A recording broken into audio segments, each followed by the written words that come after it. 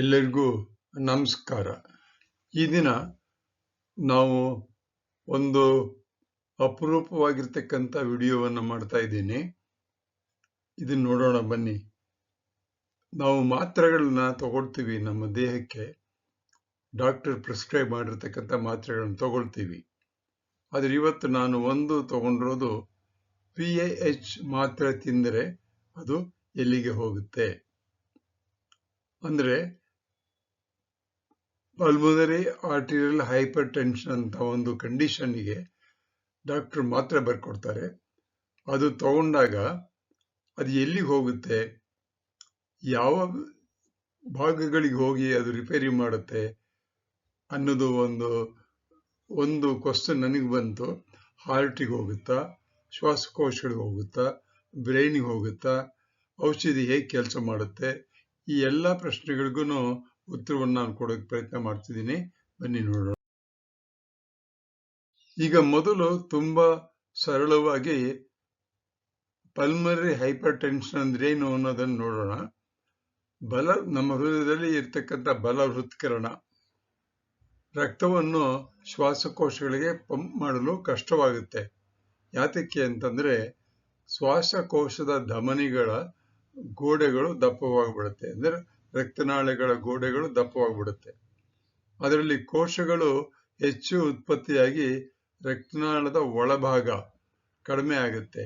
ಆಗ ರಕ್ತ ಸುಲಭವಾಗಿ ಶ್ವಾಸಕೋಶಗಳಿಗೆ ಹೋಗುವುದಿಲ್ಲ. ಆ ರೀತಿಯಾಗಿರ್ತಕ್ಕಂಥ ಸಮಯದಲ್ಲಿ ಹೃದಯ ಹೆಚ್ಚು ಅಂದ್ರೆ ರೈಟ್ ವೆಂಟ್ರಿಕಲ್ ಬಲ ಹೃತ್ಕರಣ ಹೆಚ್ಚು ಕೆಲಸ ಮಾಡಬೇಕಾಗತ್ತೆ, ಹೆಚ್ಚು ಶಕ್ತಿಯನ್ನು ಉಪಯೋಗಿಸ್ಬೇಕಾಗುತ್ತೆ, ಅದರ ಮೇಲೆ ಹೆಚ್ಚು ಒತ್ತಡ ಬೀಳುತ್ತೆ. ಅದನ್ನ ಹೈಪರ್ ಟೆನ್ಷನ್ ಅಂತ ಕರೀತಾರೆ. ಅದನ್ನ ರಿಪೇರಿ ಮಾಡೋದಕ್ಕೋಸ್ಕರ ಡಾಕ್ಟರ್ಗಳು ಔಷಧಿಗಳನ್ನು ಕೊಡ್ತಾರೆ. ಅದರಲ್ಲಿ ಒಂದು ಮಾತ್ರೆ PAH ಅಂತ ಬಂದಿದೆ, ಪಲ್ಮನರಿ ಆರ್ಟೀರಿಯಲ್ ಹೈಪರ್ ಟೆನ್ಷನ್ ಮಾತ್ರೆ. ಅದರಲ್ಲಿ ಇರ್ತಕ್ಕಂಥ ಮೆಡಿಕೇಶನ್ ಸಿಲ್ಡನಾಫಿಲ್ ಅಂತ. ಬನ್ನಿ ಮುಂದೆ ನೋಡೋಣ. ಮೇಲೆ ಹೇಳಿದ ಪ್ರಶ್ನೆಯನ್ನೇ ಇಲ್ಲಿ ಸ್ವಲ್ಪ ಒತ್ತಿ ಹೇಳ್ತಾ ಇದ್ದೀನಿ. PAH ಮಾತ್ರೆ ತಿಂದರೆ ಅದು ಎಲ್ಲಿಗೆ ಹೋಗುತ್ತೆ, ಔಷಧಿಗೆ ತನ್ನ ಕೆಲಸದ ಸ್ಥಳ ಹೇಗೆ ಗೊತ್ತಾಗುತ್ತೆ, ಮೆದುಳಿಗೆ ಹೋಗುತ್ತಾ, ಕೋಶಕ್ಕೆ ಹೋಗುತ್ತಾ, ಹೃದಯಕ್ಕೆ ಹೋಗುತ್ತಾ, ಶ್ವಾಸಕೋಶಕ್ಕೆ ಹೋಗುತ್ತಾ, ಅಥವಾ ಎಲ್ಲ ಕಡೆಯಲ್ಲೂ ಹೋದರೆ ಯಾವುದು ಮುಖ್ಯ? ಈ ಪ್ರಶ್ನೆಗಳು ಅನೇಕ ಸಾರಿ ನನಗೆ ಬರ್ತಾ ಇದೆ. ಇದನ್ನ ನಾನು ಒಂದು ವಿಡಿಯೋ ತರ ಮಾಡ್ತಾ ಇದ್ದೀನಿ. ನೀವು ಸಹಿತ ಈ ರೀತಿ ಪ್ರಶ್ನೆಗಳನ್ನು ಕೇಳಿ ನಿಮ್ಮ ಜ್ಞಾನವನ್ನ ಹೆಚ್ಚಿಗೆ ಮಾಡ್ಕೊಳ್ಳಿ. ಇಲ್ಲಿ ಪುನಃ ಅದೇ 4 ಚಿತ್ರಗಳನ್ನು ಕೊಟ್ಟಿದ್ದೀನಿ. ಎಡಭಾಗದಲ್ಲಿ ಹೃದಯದ ಚಿತ್ರ ಇದೆ, ಅಲ್ಲಿ ನೀಲಿ ಬಣ್ಣದ ಭಾಗ ತೋರಿಸಿದ್ದೀನಿ. ಅದೇನೆ ಬಲ ಹೃತ್ಕರಣ. ಅಲ್ಲಿಂದನೇ ಎಲ್ಲ ರಕ್ತ ಶ್ವಾಸಕೋಶಕ್ಕೆ ಹೋಗಿ ಅಲ್ಲಿಂದ ಬೇರೆ ಭಾಗಕ್ಕೆ ಹೋಗುತ್ತೆ. ಕೆಳಭಾಗದಲ್ಲಿ ಮಾತ್ರೆಗಳು ತೋರಿಸಿದ್ದೀನಿ. ಈ ಮಾತ್ರೆಗೆ ಎಲ್ಲಿ ಹೋಗ್ಬೇಕು ಅಂತ ಗೊತ್ತಿರೋದಿಲ್ಲ. ಆದ್ರಿಂದ ಅದು ಎಲ್ಲಿ ಹೋಗುತ್ತೆ, ಹೇಗೆ ಹೋಗುತ್ತೆ ಅನ್ನೋದನ್ನ ಸ್ವಲ್ಪ ಸೂಕ್ಷ್ಮವಾಗಿ ತಿಳ್ಕೊಳ್ಳೋಣ. ಮೊದಲಿಗೆ ಮೆದುಳಿನ ಸ್ವಲ್ಪ ವಿಷಯ ತಿಳ್ಕೊಳ್ಳೋಣ. ಆ ಚಿತ್ರ ತೋರಿಸಿದ್ದೀನಿ, ಅದನ್ನೇನು ಹೆಚ್ಚಿಗೆ ಹೇಳಲ್ಲ ನಾನು. ನಮ್ಮ ನರಮಂಡಲ ಇದೆಯಲ್ಲ ತುಂಬಾ ಸಂಕೀರ್ಣವಾಗಿದೆ. ಇದು ಆಲೋಚನೆ, ನೆನಪು, ಭಾವನೆ, ನಮ್ಮ ಕೈ ಕೌಶಲ್ಯಗಳು, ದೇಹವನ್ನು ನಿಯಂತ್ರಣ ಮಾಡ್ತಕ್ಕಂಥದ್ದು, ಪ್ರತಿಯೊಂದು ಕ್ರಿಯೆಯನ್ನು ಇದು ನಿಯಂತ್ರಣ ಮಾಡುತ್ತೆ. ಇದು ನಿಯಂತ್ರಣ ಮಾಡದೇ ಇರೋ ಕ್ರಿಯೆನೇ ಇಲ್ಲ ನಮ್ಮ ದೇಹದಲ್ಲಿ. ಇದರ ತೂಕ ಸುಮಾರು 1.5 ಕಿಲೋಗ್ರಾಂಗಳು. ಎಲ್ಲ ಮನುಷ್ಯರು ಅಷ್ಟೇ ಇರುತ್ತೆ ಅಂತ ಹೇಳ್ತಾರೆ. ಇದು ವಿದ್ಯುತ್ ಮತ್ತು ರಾಸಾಯನಿಕ ಸಂಕೇತಗಳ ಮೂಲಕ ಎಲ್ಲ ಕೋಶಗಳಿಗೂ ಸಂವಹನ ನಡೆಸುತ್ತೆ. ಅದೇ ರೀತಿ ಎಲ್ಲ ಕೋಶಗಳಿಂದ ಈ ಒಂದು ಮೆದುಳಿಗೆ ಬಂದು ಬೀಳುತ್ತೆ. ಸುಮಾರು 86 ಶತಕೋಟಿ ನರಕೋಶಗಳು ಇದರೊಳಗಿದೆ. ಅಂದ್ರೆ ಮೆದುಳಿನಲ್ಲಿರ್ತಕ್ಕಂಥ ನರಕೋಶಗಳು, ಮೆದುಳಿನಲ್ಲಿರ್ತಕ್ಕಂಥ ಕೋಶಗಳು ಬೇರೆ, ಹೃದಯದಲ್ಲಿರ್ತಕ್ಕಂಥ ಕೋಶಗಳು ಬೇರೆ, ಚರ್ಮದಲ್ಲಿರ್ತಕ್ಕಂಥ ಕೋಶಗಳು ಬೇರೆ. ಹೀಗೆ ಎಲ್ಲ ಅಂಗಗಳಲ್ಲೂ ಬೇರೆ ಬೇರೆ ರೀತಿಯಾದ ಕೋಶಗಳಿವೆ. ಈ ಮೆದುಳಿನಲ್ಲಿ ನರಕೋಶಗಳು ನ್ಯೂರಾನ್ಸ್ ಅಂತ ಕರೀತಾರೆ. ಅದಕ್ಕೆ 86 ಶತಕೋಟಿ ಇವೆ. ಇವು ಹೇಗೆ ಕೆಲಸ ಮಾಡುತ್ತೆ, ಈಗ ಒಂದಕ್ಕೊಂದು ಸೇರ್ಕೊಂಡಿದೆ ಅನ್ನೋದು ಅತ್ಯಂತ ಅದ್ಭುತ. ಅದನ್ನು ಸಹಿತ ನಾವು ತಿಳ್ಕೊಳ್ಳಿಕ್ಕೆ ಮುಂದಿನ ಪಿಪಿಟಿಗಳಲ್ಲಿ ಪ್ರಯತ್ನ ಮಾಡೋಣ. ಇನ್ನು ಎರಡನೇ ಭಾಗದ ನಾನು ಹೇಳ್ತೀನಿ. ಈಗ ನಾವು ತೆಗೆದುಕೊಂಡಂತ ಮಾತ್ರೆ ಕೋಶಕ್ಕೆ ಹೋಗದತ್ತೆ ಅಂತ ಹೇಳ್ತೀವಿ. ಕೋಶದ ಒಳಗಡೆ ಹೆಂಗ್ ಹೋಗುತ್ತದೋ, ಯಾವ ರೀತಿ ಹೋಗುತ್ತೆ ಅನ್ನೋದನ್ನ ಸ್ವಲ್ಪ ಇಲ್ಲಿ ಒಂದು ಕೋಶದ ಚಿತ್ರ ಕೊಟ್ಟಿದ್ದೀನಿ. ಆ ಕೋಶದ ಮೇಲ್ಭಾಗದಲ್ಲಿ ಒಂದು ಪೊರೆ ಇರುತ್ತೆ. ಅದಕ್ಕೆ ಪ್ಲಾಸ್ಮಾ ಮೆಂಬ್ರೇನ್ ಅಂತ ಕರೀತಾರೆ, ಕೋಶ ಪೊರೆ ಅಂತ ಹೇಳ್ತಾರೆ. ಅದು ಒಳಭಾಗ ಮತ್ತೆ ಹೊರಭಾಗ ಎರಡನ್ನೂ ಸಹಿತ, ಅಂದ್ರೆ ಕೋಶದ ಹೊರಭಾಗ ಕೋಶದ ಒಳಭಾಗ ಎರಡನ್ನೂ ಬೇರ್ಪಡಿಸುತ್ತೆ. ಇದ್ರ ಒಳಗಡೆ ಯಾವ ವಸ್ತುವನ್ನು ಬಿಡಬೇಕು, ಹೊರಗಡೆ ಯಾವ್ದು ಬಿಡಬೇಕು ಅನ್ನೋದು ಈ ಕೋಶ ಪೊರೆ ಇದು ತೀರ್ಮಾನ ಮಾಡುತ್ತೆ. ಆದ್ರಿಂದ ಈ ಕೋಶ ಪೊರೆಯನ್ನು ನಾವು ಜೀವದ ಭದ್ರತಾ ದ್ವಾರ ಅನ್ನೋದನ್ನ ತಿಳ್ಕೊಳ್ಳೋಣ. ಅಂದ್ರೆ ಈ ಒಂದು ಪ್ಲಾಸ್ಮಾ ಮೆಂಬ್ರೇನ್ ಇದೆಯಲ್ಲ, ಅದ್ರ ಒಳಗಡೆ ಹೋಗೋದಕ್ಕೆ ಬರೋದಕ್ಕೂ ಸಹಿತ ಅದೇ ಕಂಟ್ರೋಲ್ ಮಾಡುತ್ತೆ. ಅದು ಹೇಗೆ ಕಂಟ್ರೋಲ್ ಮಾಡುತ್ತೆ ಅನ್ನೋದನ್ನ ಮುಂದಿನ ಒಂದು ಪಿಪಿಟಿಯಲ್ಲಿ ನಾನು ಹೇಳ್ಕೊಡ್ತೀನಿ. ಇಲ್ಲಿ ಆ ಕೋಶ ಹೊರಭಾಗದ ಒಂದು ಚಿತ್ರವನ್ನು ತೋರಿಸಿದ್ದೀನಿ. ಜೀವಕೋಶದ ಪೊರೆ ಇದೆಯಲ್ಲ, ಅದು ಕೊಬ್ಬಿನಂತಹ ಫಾಸ್ಫೋಲೈಪಿಡ್ ಅಂತ ಒಂದು ಪದರಗಳಿಂದ ಆಗಿರುತ್ತೆ. ಅದರಲ್ಲಿ ವಿಶೇಷ ಪ್ರೋಟೀನ್ಗಳಿರುತ್ತೆ. ಈ ಪ್ರೋಟೀನ್ಗಳು ಬಾಗಿಲ್ ತರ ಕೆಲಸ ಮಾಡುತ್ತೆ. ಅಂದ್ರೆ ಒಳಗಡೆ ಹೋಗೋದಕ್ಕೆ ಹೊರಗೆ ಬರೋದಕ್ಕೆ ಬಾಗಿಲು ತೆಗಿಬೇಕು, ಬಾಗಿಲು ಕ್ಲೋಸ್ ಮಾಡಬೇಕು, ಆ ರೀತಿ ಇರುತ್ತೆ. ಅಲ್ಲಿ ಕೆಲವು ಪ್ರೋಟೀನ್ಗಳು ರಿಸೆಪ್ಟಾರ್ಸ್ ಅಂತ ಕೆಲಸ ಮಾಡುತ್ತೆ. ಆ ರಿಸೆಪ್ಟಾರ್ಸ್ ಅಂತ ಹೇಳ್ತೀವಲ್ಲ, ಆ ಪ್ರೋಟೀನ್ ಮಾಲಿಕ್ಯೂಲ್ ಕೆಂಪದಲ್ಲಿ ತೋರಿಸಿದೆ ನೋಡಿ, ಅದು ರಿಸೆಪ್ಟಾರ್ ಮಾಲಿಕ್ಯೂಲು. ಇನ್ನೊಂದು ಹಸಿರಲ್ಲೂ ತೋರಿಸಿದೆ. ಇವೆಲ್ಲೂ ಸಹಿತ ಒಂದು ಮಾಲಿಕ್ಯೂಲ್ಸ್ ತರ ಅದು ಬಾಗಿಲ್ ತರ ಕೆಲಸ ಮಾಡುತ್ತೆ. ಅದು ಹೇಗೆ ಬಾಗಿಲ್ ತರ ಕೆಲಸ ಮಾಡುತ್ತೆ ಅನ್ನೋದು ಬಹಳ ಸಂಕೀರ್ಣವಾಗಿದೆ. ಬಟ್ ಅದನ್ನು ನಾವು ತಿಳ್ಕೊಳ್ಳಿಕ್ಕೆ ಪ್ರಯತ್ನ ಮಾಡೋಣ. ನಾವು ದೇಹಕ್ಕೆ ಯಾವುದೇ ವಸ್ತುವನ್ನು ತಗೊಂಡು ತಿಂದಾಗ ಅದು ಹೊಟ್ಟೆಯ ಮೂಲಕ ಎಲ್ಲ ಕಡೆ ಹೋಗ್ಬೇಕು. ಹೊಟ್ಟೆಯ ಮೂಲಕ ಹೋಗ್ಬೇಕಾದ್ರೆ ಹೊಟ್ಟೆಯೊಳಗೆ ಹೋದಾಗ ಅಲ್ಲಿ ನೀರು ಬೇಕೇ ಬೇಕು. ನೀರು ಇಲ್ಲದ್ರೆ ಏನು ಕೆಲಸ ಮಾಡೋಕ್ಕಾಗಲ್ಲ.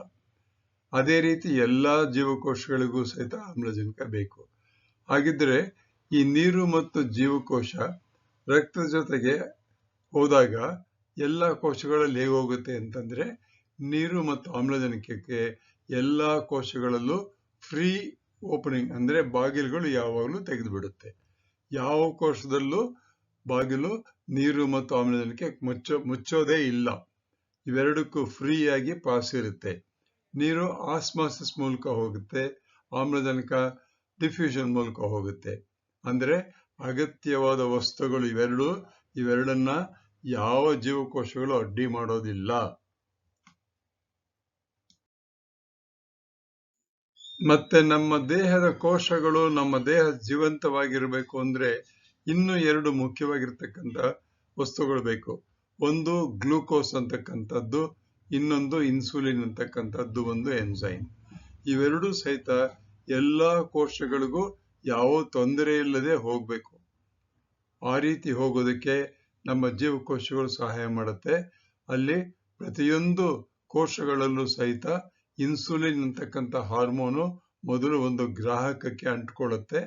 ನಂತರ ಅದು ಗ್ಲೂಕೋಸ್ ಸಾಗಿಸುವಲ್ಲ ದ್ವಾರಗಳ ಜೊತೆಗೆ ತೆಗೆದುಬಿಟ್ಟು ಗ್ಲೂಕೋಸ್ ಕೋಶದೊಳಗೆ ಪ್ರವೇಶ ಮಾಡುತ್ತೆ. ಆಗ ಗ್ಲೂಕೋಸ್ ಮತ್ತು ಇನ್ಸುಲಿನ್ ಎರಡೂ ಸಹಿತ ಬೇರೆ ಬೇರೆ ರೀತಿಯಾಗಿ ಮೈಟೋಕಾಂಡ್ರಿಯಾದಲ್ಲಿ ಅವು ಅನೇಕ ಬದಲಾವಣೆಗಳಾಗಿ ಶಕ್ತಿ ಬಿಡುಗಡೆ ಮಾಡುತ್ತೆ. ಆದ್ರಿಂದ ಗ್ಲೂಕೋಸು ಮತ್ತು ಇನ್ಸುಲಿನ್ ಎರಡಕ್ಕೂ ಸಹಿತ ಯಾವ ಕೋಶಗಳು ಅಡ್ಡಿಪಡಿಸೋದಿಲ್ಲ. ಈ ವಿಜ್ಞಾನದ ಆಶ್ಚರ್ಯ ಏನಪ್ಪಾ ಅಂತಂದ್ರೆ, ಔಷಧಿಗೆ ದಾರಿ ಯಾರು ತೋರಿಸ್ತಾರೆ? ನಾವೇನೋ ಔಷಧಿ ತಗೊಳ್ತೀವಿ, ಹೊಟ್ಟೆ ಒಳಗಡೆ ಹೋಗುತ್ತೆ, ಆಮೇಲೆ ರಕ್ತದ ಮೂಲಕ ಎಲ್ಲ ಕಡೆ ಹೋಗುತ್ತೆ, ಎಲ್ಲ ಕೋಶಗಳಿಗೂ ಹೋಗುತ್ತೆ ಅದು. ಆದರೆ ಅದಕ್ಕೆ ದಾರಿ ಯಾರು ತೋರಿಸ್ತಾರೆ? ಈಗ ನಾನು ಹೇಳಿದ್ದು PAH ಮಾತ್ರೆ ಅಂತ ಹೇಳಿದೆ. ಅದು ನಮ್ಮ ಶ್ವಾಸಕೋಶದಲ್ಲಿರ್ತಕ್ಕಂಥ ರಕ್ತನಾಳಗಳನ್ನ ರಿಪೇರಿ ಮಾಡೋದು. ಅದಕ್ಕೆ ಎಲ್ಲಿ ಹೋಗುತ್ತೆ, ಅದನ್ನ ಹೆಂಗ್ ಕರ್ಕೊಂಡು ಹೋಗುತ್ತದು ಅಂತ ಕೇಳಿದ್ರೆ ಈ ರೀತಿ ಹೇಳ್ಬೋದು. ಅದು ರಕ್ತದ ಮೂಲಕ ದೇಹದ ಎಲ್ಲ ಭಾಗಗಳಿಗೂ ಹೋಗುತ್ತೆ. ಆದರೆ ಅದು ರಕ್ತದ ಮೂಲಕ ಹೆಚ್ಚಾಗಿ ಹೋಗ್ತಕ್ಕಂಥದ್ದು ಕೋಶಗಳಿಗೆ. ಆ ಶ್ವಾಸಕೋಶದಲ್ಲಿರ್ತಕ್ಕಂಥ ರಕ್ತನಾಳಗಳಲ್ಲಿ ಇರುವ ಕೋಶಗಳಲ್ಲಿ ಗ್ರಾಹಕಗಳಿವೆ. ಅದು ಔಷಧಿಯನ್ನು ಗುರುತಿಸುತ್ತೆ. ಇದೇ ಔಷಧಿ ಬ್ರೈನ್ಗೆ ಹೋದ್ರೆ ಅದನ್ನ ಅಲ್ಲಿ ಗುರುತಿಸೋದಿಲ್ಲ. ಇದೇ ಔಷಧಿ ಸ್ಟಮಕ್ಕಿಗೆ ಹೋದ್ರೆ ಗುರುತಿಸೋದಿಲ್ಲ. ಆದರೆ ಶ್ವಾಸಕೋಶದಲ್ಲಿರ್ತಕ್ಕಂಥ ರಿಸೆಪ್ಟಾರ್ಗಳು ಈ ಔಷಧಿಯನ್ನು ಗುರುತಿಸುತ್ತೆ. ಅದು ರಕ್ತನಾಳಗಳಲ್ಲಿ ಇರುತ್ತೆ. ಆಗ ಔಷಧಿ ಅದೇ ಹುಡುಕೋದಿಲ್ಲ, ಕೋಶಗಳು ಔಷಧಿಯನ್ನು ಹುಡುಕೊಳ್ಳುತ್ತೆ. ಅದೇ ಒಂದು ಅತ್ಯಂತ ವಿಜ್ಞಾನದ ಆಶ್ಚರ್ಯ ಸಂಗತಿ. PAH medicines reach blood vessels and go to lungs through circulation. ಅಲ್ಲಿರ್ತಕ್ಕಂಥ ಜೀವಕೋಶಗಳು ಅವುಗಳನ್ನ ಪತ್ತೆ ಹಚ್ಚಿ ಜೀವಕೋಶದ ಒಳಭಾಗದಲ್ಲಿ ತಗೊಳ್ಳುತ್ತೆ. ಅದಕ್ಕೆ ಬೇರೆ ರೀತಿಯಾಗಿ ರಿಸೆಪ್ಟರ್ಸ್ ಇರುತ್ತೆ. ಕ್ರೆಡಿಟ್ಸ್. ಈ ಒಂದು ವಿಡಿಯೋ ಚಿತ್ರೀಕರಣ ಮಾಡೋದಕ್ಕೋಸ್ಕರ ನಾನು ಇದರ ಯೋಚನೆ ಮಾಡಿ ಕಾನ್ಸೆಪ್ಟ್ ಅನ್ನ ನಾನೇ ತಿಳ್ಕೊಂಡು ಡಿಸೈನ್ ಮಾಡಿ ವಾಯ್ಸ್ ಅನ್ನು ಕೊಟ್ಟಿದ್ದೀನಿ. ನಾನು CG ನಾಗರಾಜ. ಅಕಾಡೆಮಿಕ್ ಅಸಿಸ್ಟೆಂಟ್ಸ್ ಇದಕ್ಕೆ ಬೇಕಾಗಿರ್ತಕ್ಕಂಥ ಕೆಲವು ಕಂಟೆಂಟ್ ಅನ್ನ ChatGPT ಇಂದ ತಗೊಂಡಿದ್ದೀನಿ. ಚಿತ್ರಗಳನ್ನ ಇಮೇಜಸ್ನ ಕ್ರಿಯೇಟಿವ್ ಕಾಮನ್ಸ್ ಇಂದ ತಗೊಂಡಿದ್ದೀನಿ. ಯೂಟ್ಯೂಬ್ನವರಿಗೆ ನನ್ನ ಧನ್ಯವಾದಗಳು. ನನ್ನ ಚಾನಲ್ಲು @ನಾಗರಾಜ ಚಿತ್ರದುರ್ಗ 1938 ಅಂತ ಯೂಟ್ಯೂಬಲ್ಲಿ ಕೊಟ್ಟರೆ ಬರುತ್ತೆ.